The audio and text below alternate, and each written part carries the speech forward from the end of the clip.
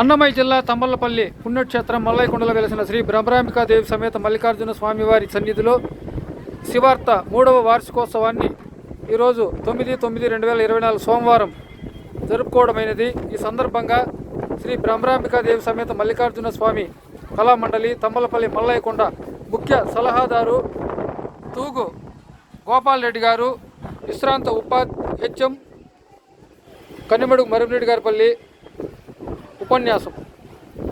ఓం నమ శివాయ. ఓం నమ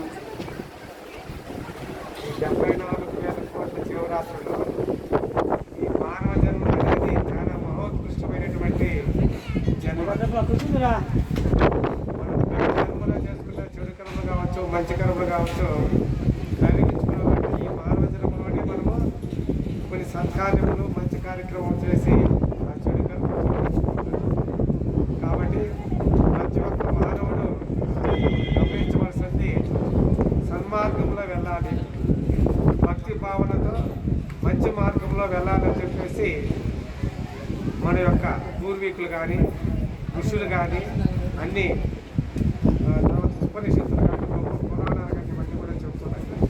కాబట్టి ఒక ఆధ్యాత్మిక గురువు ఏం చెప్పారంటే, కోవెలలో గంగానది రేవులలో రామకోటి లేఖలలో మాత్రమే లేడు, యవాని మది శుద్ధి కలదో అతడనే ఉన్నాడు ఆ పరమాత్మ అని ఒక ఆధ్యాత్మిక ఒక కవి గొప్ప గురువు చెప్తాడు.